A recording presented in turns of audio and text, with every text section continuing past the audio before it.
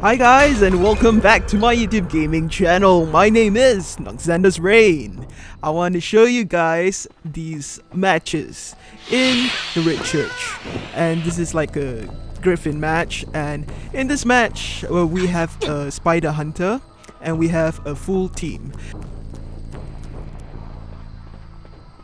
This match is interesting for me because at the end of the day, we made friends with the Hunter because the Hunter was, kind of inspired with how our team rotates, especially how me as the mechanic rotates as well. So I want to show you guys how we do this. For me, at the beginning of the game, I gotta be aware where the Hunter is, and later I'm gonna place my robot at one spot, and then I'm gonna quietly move myself to a different spot. So I'm pretty sure that most hunters, they would go after the decoders first, especially if there's like a mechanic or if there's a mind's eye in the team. So here we can see that the hunter found my robot and hits my robot. And one thing you should note is that when you play as mechanic and the hunter hits your robot at a distance, it will alert the hunter where your real body is. So the hunter knows where I was at that moment. So that's why I quickly place another robot at that cipher and move myself to a different location.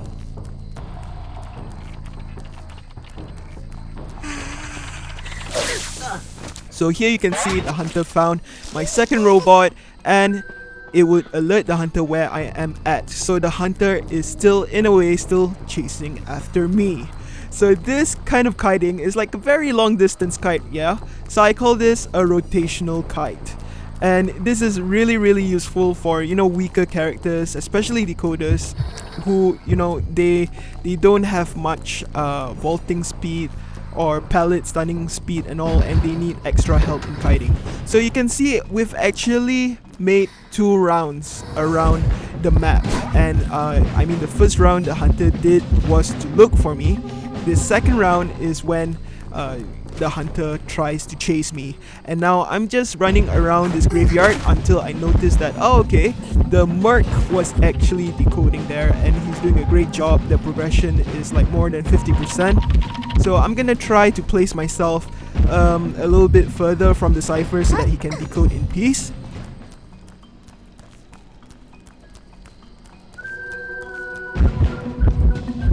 I did a little bit of juke there and I got rid of the spider web, but unfortunately I got down at this very moment. However, we're still in a good position because the Merc is still decoding and it looks like his cipher is almost done. And so the hunter go and chair me near that cipher. The Merc dashes away for a bit and took a hit, stunned the hunter with a pellet, and now he's gonna go for the rescue, but he's not gonna rescue me for too fast, too soon. He's waiting for that hit and he rescues me, and then I managed to put down this pellet and again move myself to a different location. So the Merc is gonna pop his cipher, and mind you, we still have a seer. I told Chococo I needed an owl because I'm transitioning, so it was good that I got that, but I also got terror shock because I was slow at vaulting the window. Luckily Yuki managed to pop that one last cipher. What? Wait a minute, really? Only one cipher left? That's right. So if you guys do rotational kites, you can waste a lot of the hunter's time, especially if you know which one of the survivor the hunter is targeting, and you're just rotating around the map while kiting, if that makes sense. So this was really a good match. Even the hunter said GG towards the end, and then we became friends in the game eventually. So that is one match, and I'm gonna show you guys another match in the same map, but it's a different hunter. It's another common use hunter in rank matches. It is a Wu Chang. So Wu Chang is pretty OP in Red Church in my opinion, because it's a small map and he has the teleportation advantage.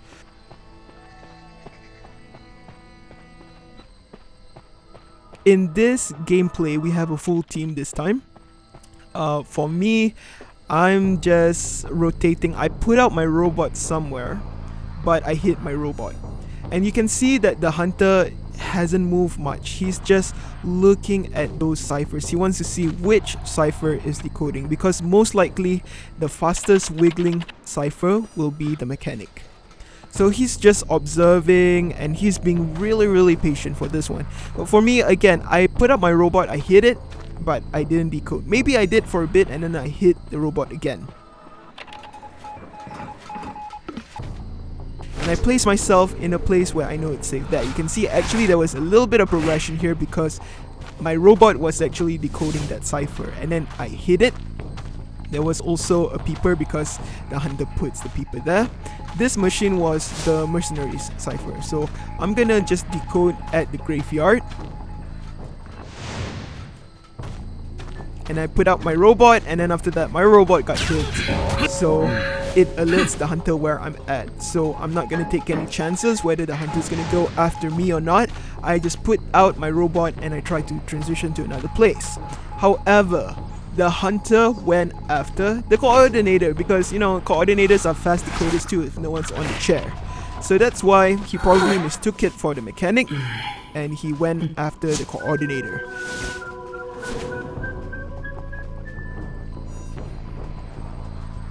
So my friend here, Popsis, he's gonna try to go kite for a bit. He's gonna go inside the church and then he's gonna go outside the church.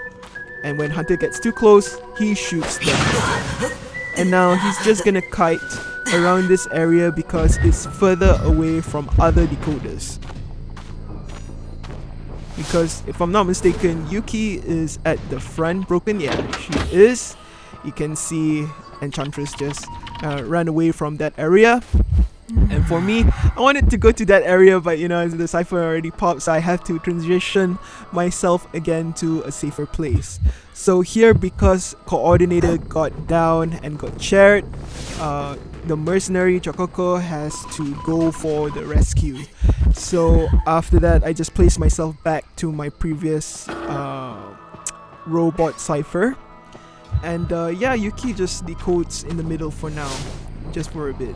Or if I'm not mistaken, she was actually helping my cipher. Anyways, here is the mercenary. He's buying some time to rescue the coordinator.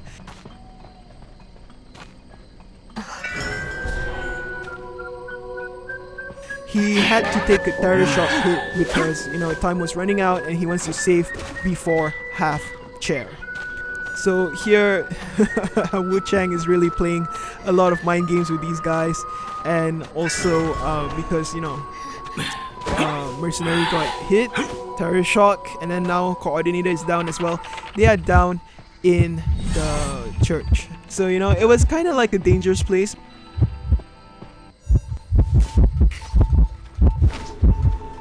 And the hunter was also harassing me with the umbrella. So it's a good thing that he was still aiming to chair the coordinator, and because Merc is down, Merc cannot go for the rescue. However, Yuki went to the shack cipher, the previous coordinator cipher, managed to pop that, and now she's going to the back gate cipher to pop that as well. And later I said, like, you know, I'm gonna go for the rescue. I'm gonna try to go for a rescue because I have tight turner, and my cipher is almost prime as well. So right after you're done with that, please go to my cipher.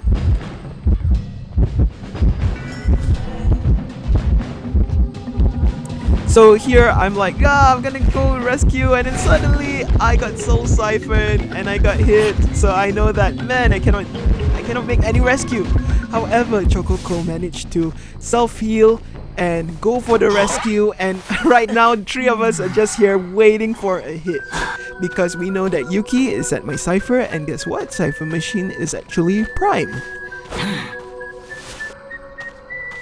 So here Z took a hit and Yuki just popped it, and that was like the most beautiful pop ever. It was like pretty accurate. So here Hunter tries to go and attack Z. Good thing Z did not vault that window. So he's just gonna kite around the church, and then he got hit. So this is where he's gonna get down. Yuki is at the back gate, and for me, I want to go to the front gate because Merc is there. And you know what? I don't feel safe going to the back gate because I feel like the hunter would kind of like teleport to the back gate. And although the back gate is opened and it's safe, I still like, you know, I just go to the front gate, and I guess that's the good decision so far. And this is how we won this match as well. So I hope you guys learned something from rotational kites. Do let me know what you guys think, and I'll see you guys again in the next video. Nox and Connie, over and out.